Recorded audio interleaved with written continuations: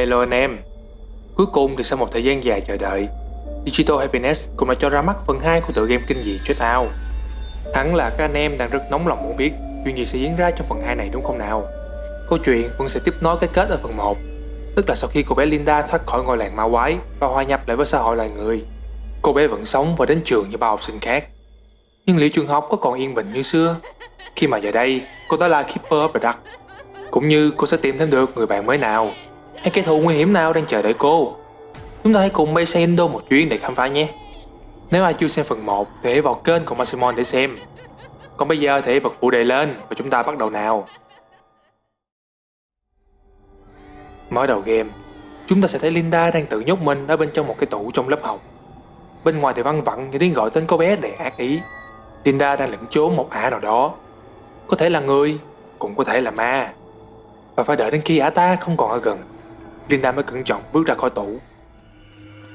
Ở phía trước lớp học là một cái bàn thờ được dựng lên với ảnh của các bạn học cũ đã qua đời, bao gồm Yayan, Shelly, Ira, Donnie và cô Siska. Chưa hết, trên bảng còn có hình vẽ của Linda bị treo cổ với hàng chục dòng chữ chết đi đầy cay nghiệt chỉ trích xung quanh. Chẳng lẽ việc cô bé là người duy nhất còn sống lại là một cái tội sao? Đây là một trò đùa quá chớn, hay có thể xem là một vụ bắt nạt học đường. Và lại lũ nhóc này cũng đâu biết chuyện gì thật sự diễn ra vào ngày hôm đó. Linda bước ra khỏi lớp học và đi xuống sân trường. Cô thấy túi xách của mình đã bị lũ bắt nạt đem đốt ở giữa sân. Cũng may là chiếc điện thoại vẫn còn nguyên vì nó bị văng ra phía bên hông ngọn lửa. Lúc này, tiếng cười ác ý và giọng nói gọi tên Linda vẫn chưa dứt. Con ả điên kia vẫn không ngừng đập phá khắp trường học để tìm cho ra Linda. Cùng lúc đó, có một chú mèo trắng dẫn Linda tới một ngõ cụt để gặp một trong những đứa ngu ngốc trong cái nhóm bắt nạt cô.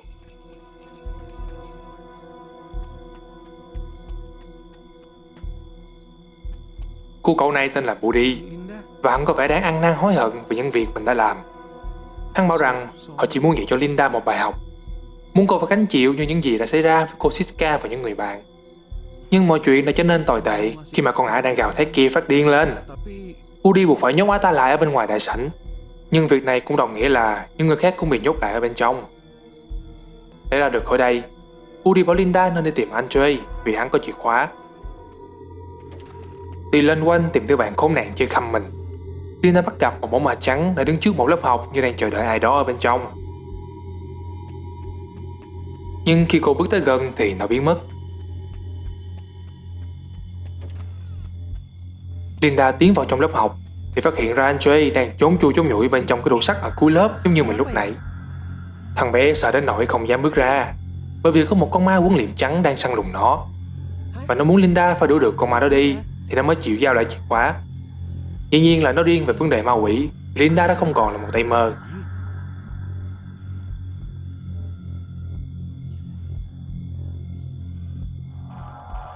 Giờ phút này đối với Linda thì combo tròn tầm thường kia chả là cái thái gì, nên chị Đại mạnh dạn mở cửa đuổi theo nó ra tận bên ngoài sân. Lúc này, chú mèo trắng lại một lần nữa giúp cô bé theo dấu combo tròn. Hết hù người này tới dọa người khác, con ma liệm căng trắng bây giờ quay sang ám của cậu Buddy. Phát hiện con mồi, Linda lấy vũ khí diệt ma của mình ra là chiếc smartphone với cục pin siêu trâu siêu khổng lồ hơn cả Nokia để tặng cho combo tròn vài tấm selfie. Hoảng hốt, nó liền rời khỏi thân xác Buddy và đẩy Linda qua một bên để trốn qua một nơi khác. Nhưng ma quỷ thì làm sao qua mắt được loài mèo. Linda thì theo hướng mà chú mèo nhắm đến và phát hiện ra Pochon đang ở trong một phòng chứa đồ.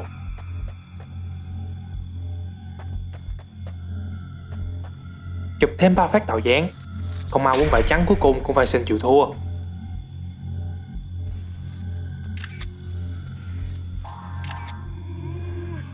Nó thứ lỗi vì đã gây ra nhiều rắc rối. Bản thân nó cũng muốn yên nghỉ, nhưng có một sự chấn động nào đó ở âm giới làm nó khó chịu. Có vẻ như là cuối cùng nghĩ ra nhóm cho Linda đã bắt đầu ứng nghiệm. Cậu âm và Dương sẽ bắt đầu vặn xoắn vào nhau. Sau đó combo tròn biến mất và Linda thấy được một cảnh tượng đáng sợ trong căn phòng này. Bọn bắt nạt đã tạo hình Linda bằng một cây chổi, nhánh cây và tấm ảnh của cô như một nghi thức voodoo. Chỉ yếu hơn là chơi bùa ngải bằng búp bê hay hình nhân. Chưa hết, bên cạnh đó còn có một cái mộ mà chúng đào để dành cho Linda, cùng với một tấm bia và tấm ảnh bàn thờ. Tại sao mọi người lại căm ghét mình đến như thế? Linda tự hỏi. Xong việc với combo tròn, Linda quay về tìm anh Trey để đòi chìa khóa. Lần này cô cậu ngoan ngoãn giao ra và nhắc Linda nên cẩn thận khi gặp ải điên kia. Rồi bất thình lình, điện thoại của Linda rung lên với thông báo là có ai đó đang livestream. Thì ra chính là ả điên tên là Henny và bọn con trai nhắc đến. Hiện có cả ngàn người đang coi stream của con điên đó. Và nó nhất quyết tuyên bố rằng Linda phải trả giá cho cái chết của những người bạn cũ và của Siska. Cả ngàn người coi stream của một con điên muốn giết bạn mình mà không một ai báo tin cho cảnh sát hay giáo viên trong trường. Linda lại một lần nữa cảm nhận được sự vô cảm của cái xã hội này. Cảm giác lạnh nhạt khó chịu này cứ bao trùm lấy cô bé từ khi cô quay về từ ngôi làng kia. Và mặc cho Henny có điên đến mức nào đi nữa thì Linda không thể thoát khỏi cái trò đùa lố bịch này. Chị Đại mở khóa để đi vào đại sảnh của trường và nhìn thấy ở dưới sàn là hình vẽ của ký hiệu mãn xà. Có lẽ đây là manh mối đầu tiên cho ta thấy được cô Siska là kẻ đứng đằng sau sự bắt nạt quá đáng này. Nếu đúng là như vậy thì mọi chuyện bắt đầu sáng tỏ hơn. Và đứng chờ sẵn ở cánh cửa cuối cùng là Henny với cây rìu chà bá trong tay. Con ả này được cái điên mà còn điệu. Nó đi giết người mà còn nhảy chân sáo nên còn khuyên mới bắt được đại tỷ Linda. Thấy rõ được trạng thái của Henny quả thật là bị ma ám. Và nếu như vậy thì Linda biết mình cần phải làm gì. Sau vài pha bắn flash thẳng vô mặt, Henny khủy người xuống và con ma kia cuối cùng đã lộ diện. Hóa ra là một combo tròn bị tha hóa. Có lẽ vì vậy mà nó dữ dằn hơn combo tròn lúc trước. Nó tạo khói mù khắp đại sảnh, khiến cho mọi thứ trở nên khó khăn hơn cho Linda.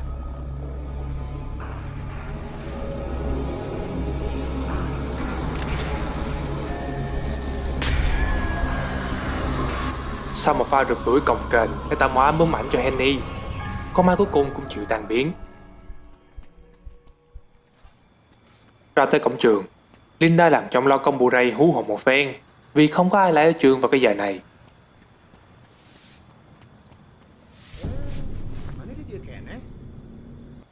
Nhưng thấy được bộ dạng của Linda thì ông cũng đoán ra được là cô bé bị bắt nạt, nên cũng tỏ lòng thương và mở cổng cho cô về nhà.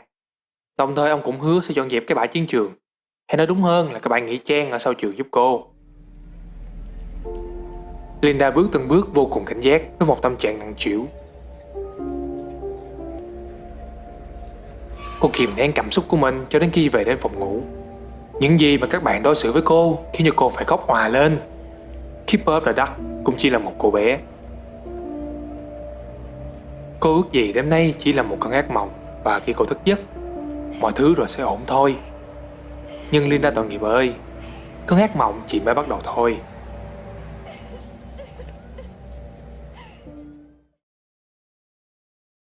Bình minh đã đến.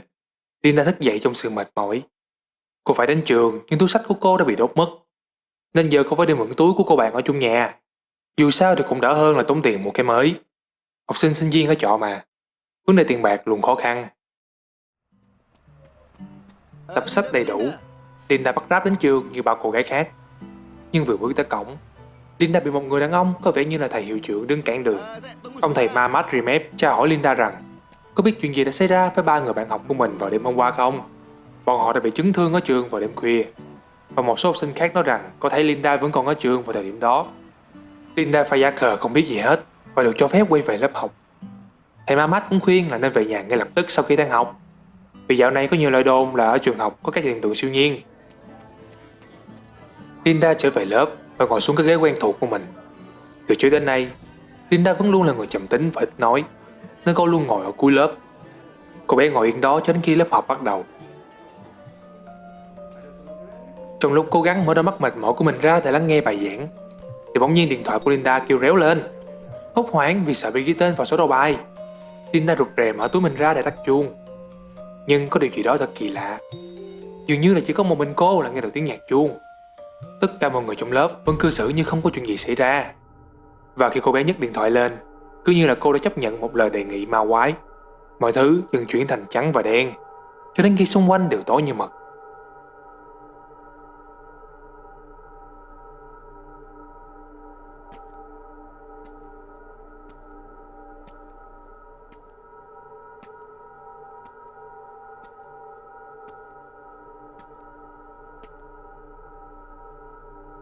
Bóng dáng của tất cả bạn cũ Linda đều ở đây. Tony, Yayan và cả cô Siska, người chủ mưu ở đằng sau tất cả mọi việc. Khi tiếp cận với cái bóng của Siska, môi trường xung quanh lại lần nữa chuyển biến. Hiện lên trước mắt Linda là cảnh tượng rùng rợn khi các bạn của mình bị giết. Bị sốc nặng trước sự tra tấn tinh thần dã man, Linda gục xuống bất tỉnh. Thư đánh thức cô bé dậy là những câu giới thiệu bản thân của cô Siska trước lớp. Một lần nữa, mọi thứ xung quanh lại chuyển biến thành một không gian xa lạ. Nó không đen tối và ma mị như lúc nãy, nhưng nó âm mưu và đẫm máu. Linda đi khám phá xung quanh và nhận ra mình đang ở bên trong một trường học ma. Một bóng người cũng không có. Và kỳ lạ thay, ứng dụng chụp hình của điện thoại không thể sử dụng được ở chốn này. Không lẽ do cô bé đã sẵn bên trong thế giới của loài ma quỷ nên không cần phải dùng đèn ống kính chiếu yêu. May mắn thay, Linda nhìn thấy một ông thầy vẫn đang dạy học ở trong lớp. Có lẽ ông ta sẽ cho cô biết được một cái thông tin về nơi này. Ông thầy này cư xử cũng khá bình thường, rất đam mê dạy học dù cho lớp học của ông vẫn như chùa Bà Đanh. Linda ngồi xuống nghe ông giảng về một sự kiện thiên văn học xảy ra vào năm 1982.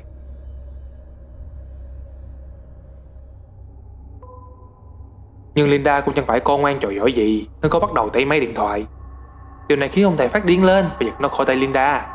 Nhưng khi vô tình bị đèn flash chiếu thẳng vào mặt thì ông hiện nguyên hình là một xác sống. Vậy ra cái điện thoại vẫn còn hữu dụng trong thế giới này.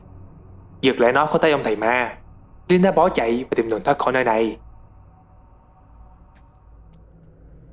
Nhớ đến những kinh nghiệm ở ngôi làng ma quái trước kia, cô bé áp dụng mánh khóe vừa rồi để khám phá ra các con đường bị che giấu. Tình cờ, con mèo trắng bí ẩn đêm hôm qua lại xuất hiện và đang ngồi chờ Linda tại một hành lang. Lần này, nó đưa cho cô một cây dao bếp ở ngoài chợ bán 200k. Trên tay giờ đã có vũ khí. Linda chặt những rễ cây chằng chịt chắn đường mình ra khỏi ngôi trường. Tuy nhiên, khi bước tới cánh cửa cuối cùng, Linda bị phục kích bởi một con ma cầm lưỡi liềm của đảng. Sau khi đã quen thuộc cách sử dụng hai món vũ khí trong tay, Linda khống chế rồi đâm thọt cho đến khi nó gục xuống. Ma quỷ ở thế giới này tồn tại dưới dạng thực thể, nên những đòn tấn công vật lý cũng có hiệu quả với chúng. Đồng nghĩa là các cuộc chiến ở đây cũng sẽ tàn khốc hơn. Sau đó, Linda mở cửa với hy vọng thoát ra được bên ngoài. Nhưng thay vì ra được sân trường, thì ở đằng sau cánh cửa ấy lại là lớp học ở thực tại của cô. Việc Linda xuất hiện với bộ dạng người dính đầy máu khiến cho tất cả mọi người đều phải thét lên sợ hãi và nhìn cô chăm chăm. Linda được ông thầy Remep Mamat hộ tống về nhà trọ của mình. Ông khuyên cáo bà chủ nhà nên khuyên Linda đi vào bệnh viện một chuyến. Nhưng bệnh viện ở Indo thì cũng giống như Việt Nam. Linda đến vào đúng giờ cao điểm nên phải rút số ngồi chờ một hồi lâu. Đến khi số của mình được gọi thì cô cũng ngủ được một giấc.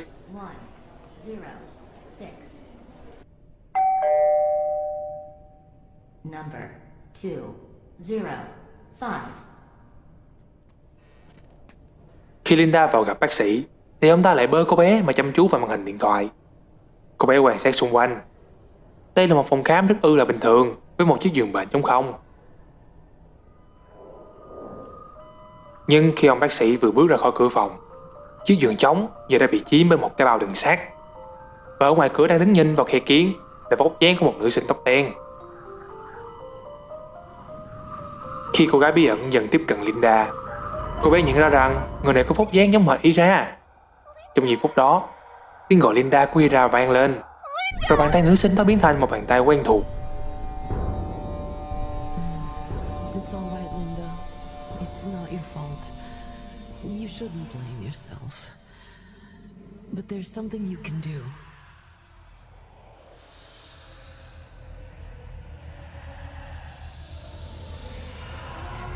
Listen.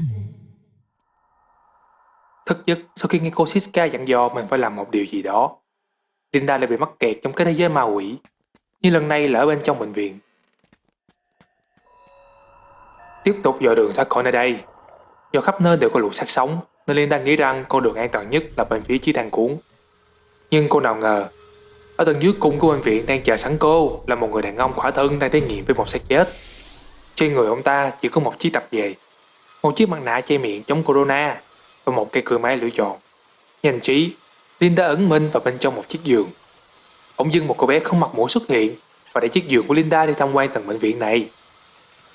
Cô bé dĩ nhiên là biết Linda đang trốn trong đấy, vì xác chết thông thường thì nhẹ ồm, cho nên cô bé gọi Linda là một cô béo. Con bé này gọi gái điên kia là Papa. Nó nói Papa nhất định sẽ làm cho Linda trở nên đẫm máu. Và bởi vì nó thích thú với sự hiện diện của Linda trong cái thế giới đầy xác chết này, nên mới cố gắng đẩy Linda đi đến một nơi an toàn hơn, cách xa ba của nó. Tuy nhiên, dù hết sức cẩn trọng, nhưng mùi của người sống cũng không thể thoát khỏi cái mũi của gã bán học điên. Linda bị gã lôi ra khỏi giường và cô bắt đầu bỏ chạy để bảo toàn tính mạng của mình. Thì ra, nơi đây chính là một lò mổ, lò thiêu xác, là thiên đường dành cho kẻ điên đam mê thí nghiệm trên xác thịt con người.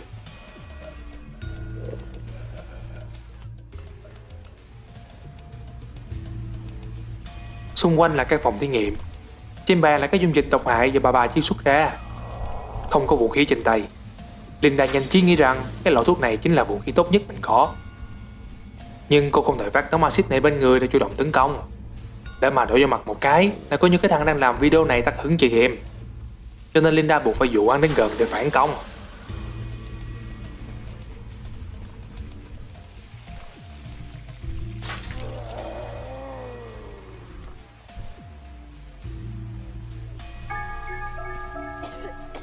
Sau khi ba bị chết cháy bởi chính thuốc độc của mình, Linda lấy một lọ tương tự trong tủ kính để đốt cháy đám rễ cây đang làm kẹt với đồng hồ động cơ. Cái động cơ này là chìa khóa để khởi động một chuỗi băng chuyền treo thịt. Cô bé ma đã khuyên Linda nên đi tìm món đồ chơi của cô nằm bên trong mấy miếng thịt đó. Nó là một cái rìu cứu hỏa. Bởi vì khi mà ba của cô giải thoát linh hồn của máng xà bên trong ông, điều tồi tệ nhất sẽ xảy ra. Với hàng ngon trong tay, lục xác sống xung quanh giờ chẳng là cái thá gì với chị đại Linda. Và tiếc cho ba rằng ông không phải chịu chung số phận với lũ tép riêu kia. Sau khi ba thật sự đã chết, Linda cũng đạt đến giới hạn chịu đựng của mình. Cô gục xuống và ngạt thở do khí độc.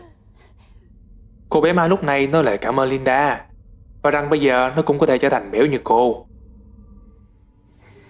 Lo lẫn trên đầu của Linda, con bé như đã hấp thụ sinh mệnh sống từ cái sợi dây mọc ra từ người Linda.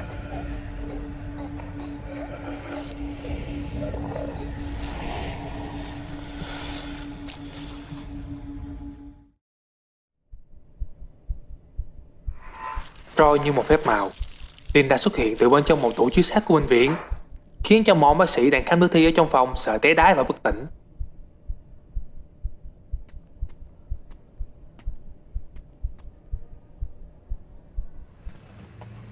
Sau khi trải qua một ngày quá dài đầy biến cố, Linda quyết định rằng mình xứng đáng được về nhà và có một bữa yên giấc.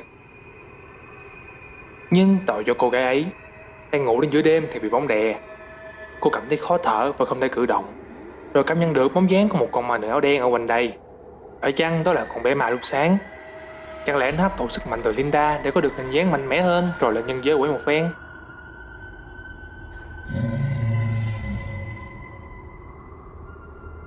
Không yên tâm, Linda buộc phải đi tìm hiểu cho rõ nguồn gốc của con ma nữ này.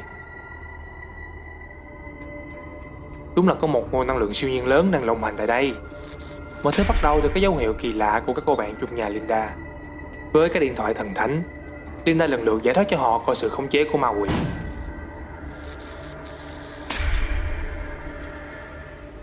Nhưng ngay trước cửa nhà trọ của mình, chị đại của chúng ta liền bị phục kích với một con ma nữ áo trắng, Kuntilanak.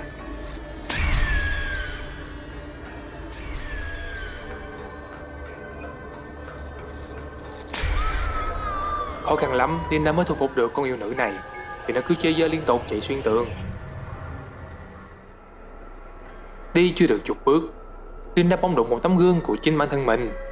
Sử dụng chiếc điện thoại để tìm ra sự thật, cô phát hiện ra đó chính là con ma nữ áo đen cô đang tìm kiếm. Lợi dụng việc Linda đang ở khá gần, nó chộp một chiếc phone và bỏ chạy ra đường lớn, rồi trốn vào một con hẻm khác. Linda tức giận muốn nhanh chóng đuổi theo, nhưng điều đó là không thể, vì ngoài đường lớn có một con quỷ to tướng như Renderuo đang săn tìm con mồi. Cẩn trọng ẩn mình đằng sau các thùng đựng rác và những chiếc xe, Linda tiếp tục đuổi theo ma nữ và hoàn toàn thoát khỏi tầm nhìn của con quỷ săn mồi. Đuổi đến một con hẻm, Linda nhặt lại được chiếc phone mà nữ yêu để lại. Rõ ràng đây là một cái bẫy, nhưng Linda không còn cách nào khác ngoài trừ việc đi theo. Vượt qua một số vật cản tuy phiền phức nhưng không mấy khó khăn. Và rồi tại một con hẻm nhỏ, Linda bị mai phục bởi một con cọp vằn to xác. Sự hiện diện của nó khiến cho Linda sững sờ. Cô trở nên khó thở và không thể nhấc nổi chân của mình. Con ma cọp ma Bodas tiến gần, rồi vồ lên đầu Linda một phát cảnh cáo.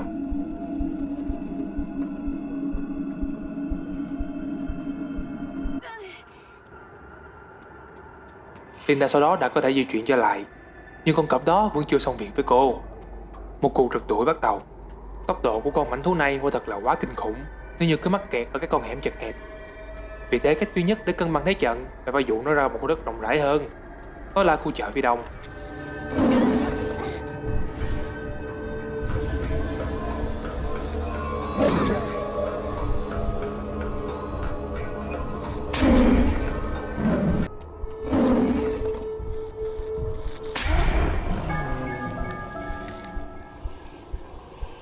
Giải quyết xong con cọp bằng nhiều pha headshot, Linda tiếp tục cuộc truy tìm của mình cho đến khi cô bé đi đến một công viên có bức tường hình con báo. Tại đó, con ma nữ áo đen đã chờ sẵn và cuộc chiến bắt đầu.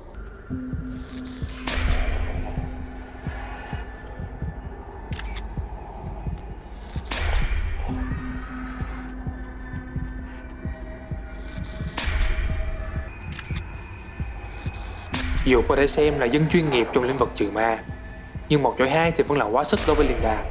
Cô kiệt sức trước con ma nữ. Ả ta liền tận dụng thời cơ lao đến và nắm lấy cổ của Linda.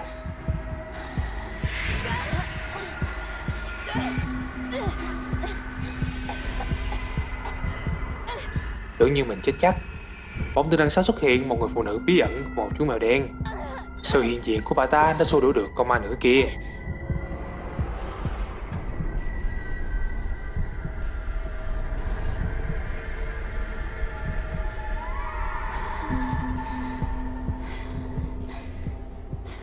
Bà ta bước đến gần Linda một cách điềm tĩnh, rồi đưa cô về nhà của bà để dưỡng sức. Người này là ai mà lợi hại đến vậy?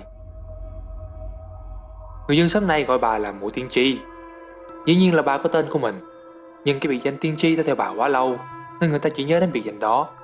Bà ta cảm nhận được có một thứ gì đó đen tối và hùng mạnh luôn bám theo Linda, nhưng một phần trong thứ đó đã bị lấy đi từ bên trong Linda, nên con quỷ kia sẽ ngày càng mạnh mẽ hơn. Và cách duy nhất để có thể đánh bại nó là chủ động tấn công ở bên trong thế giới của nó, nơi mà lưu quỷ có thể đổ máu. Đồng tình với kế hoạch điên rồ này, Linda bắt Raph tới một nơi được đồn là nơi tụ tập của loài ma quỷ, khách sạn Indimoy. Tại đây có một nhóm streamer không ngại nguy hiểm dám livestream khám phá tòa khách sạn bỏ hoang này. Không tốn quá nhiều thời giờ tán gẫu và đám bú phim, Linda đi thẳng tới thang máy của khách sạn.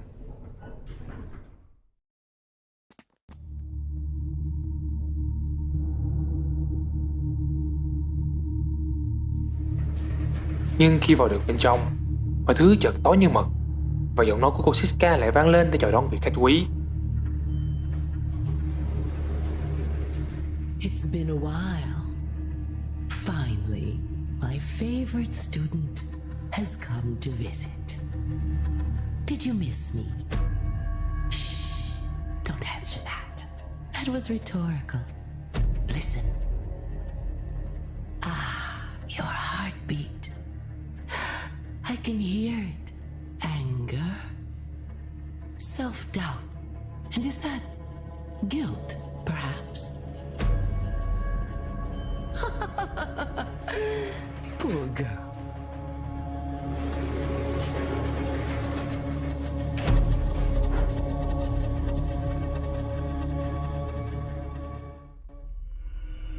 Và cô Siska lợi dụng việc Linda vẫn còn cảm thấy tội lỗi vì những gì đã xảy ra với các bạn của mình để cố tình thúc giục Linda làm những việc như bà ta mong muốn. Nhưng Linda cũng lờ mờ đoán ra được rằng cô Siska hẳn có dụng ý gì đó nên cứ hiện lên vào những thời khắc quan trọng. Dù sao thì giải quyết món nguyên trước mắt vẫn là ưu tiên lúc này. Đúng như lời bà tiên tri, khách sạn này là nơi tụ tập của năng lượng bóng tối, và lũ xác sống thì đông hơn bao giờ hết. Trong lúc né lù bị tiếp riêu, Linda lần nữa bắt gặp chú mèo trắng. Cứ như là nó đang trong chừng cô. Mỗi lần nó xuất hiện là Linda đã có được một sự trợ giúp nào đó. Và lần này, con mèo chỉ cho cô món vũ khí được treo trên tường trong lối thoát hiểm. Không hẳn là rìu của Thor, nhưng ở tình hình hiện tại, nó là món đồ chơi tốt nhất mà Linda có được. Chị đã dễ dàng làm cọ lũ sát sống trên đường đi tìm con ma nữ áo đen. Tuy nhiên, vì đây là một cái động quỷ nên chắc chắn là sẽ có một số cái đồ mới chờ sẵn Linda. Đầu tiên là con quỷ mình đồng da sắt chỉ có thể bị đá thương từ đằng sau lưng. Thứ hai là một con ma bụng bự như Bomber trong Left 4 Dead. Linda trải qua một chặng đường đầy khó khăn mà không hề biết mình có đi đúng hướng hay không. Nhưng cuối cùng thì con ma nữ áo đen cũng xuất hiện, và lần này nó quyết định solo với Linda. Nhưng đây là sân nhà của nó, nên trận đấu cứ như một cuộc dạo chơi nho nhỏ.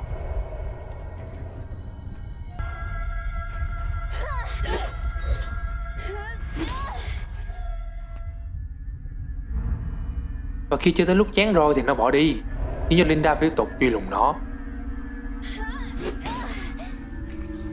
Đang bức xúc vì con nữ yêu không xem mình là cái thá gì, Linda bỗng phát hiện ra nguyên nhân khiến mình phải cuốc bộ suốt là vì những con tu vui phá phách đã làm kẹt thang máy. Chỉ một phát đèn flash chỉ đại cho tụi nó bay màu rồi bước vào thang máy và đỡ heo calo. Tuy nhiên khi ở tầng 1, Linda tìm thấy một cánh cửa bị khóa chặt và chỉ có thể được mở ra bằng một chiếc chìa khóa đặc biệt. Cũng may là có một con tu Yun gần đó chỉ đường cho cô. Tuy nhiên, khi Linda tìm ra được chìa khóa thì cô mới biết hóa ra con tu Yun này không sống đẹp như những con thiên nga của Tchaikovsky. Nó chạy tán loạn và dụ Linda vào bên trong một căn phòng để đối tay đôi với đại ca nó, một con tu Yun Chawara. Bị ép vào một trận Battle Royale với con tu Yun khổng lồ, Linda buộc phải nặng tay với gã này để lũ tu Yun nhỏ đang ngồi hét cổ vũ xung quanh phải tôn trọng cô, và đặc biệt là để cho cô yên khi cô giải quyết nợ nần với con ma nữ áo đen.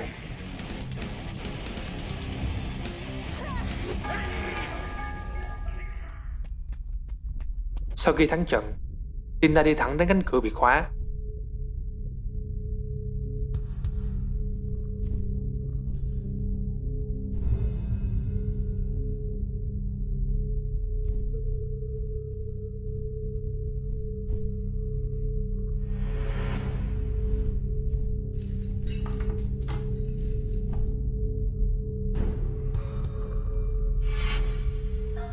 Nhưng lạ lùng thay, cánh cửa ở tầng 1 lại đưa cô bé lên sân thượng, và chờ sẵn ở đó là con ma nữ để châm sức mạnh của Linda. Một trận chiến một mất một con lại chuẩn bị diễn ra. Con nữ yêu đó mở combat với cái mánh khóe cũ rích của nó là dịch chuyển tức thời, nhưng dễ gì có một cho mà xài được hoài với Linda. Con ma bị bắt bài nên buộc phải lộ diện, nhưng đồng thời nó cũng lộ nguyên hình để chuyển từ đánh du kích sang tổng tấn công để áp đảo cô. Hình dáng thật của nó nhìn giống hệt như Linda dạng bóng tối. Tuy nhiên, bản sao thì không đợi nào vượt mặt được bản chính. Linda đã chiến thắng trong cuộc đụng độ này và thu hồi lại một đồ vật kỳ bí. Thắc mắc không biết nó là gì, Linda quay về gặp bà tiên tri để tìm lời giải đáp.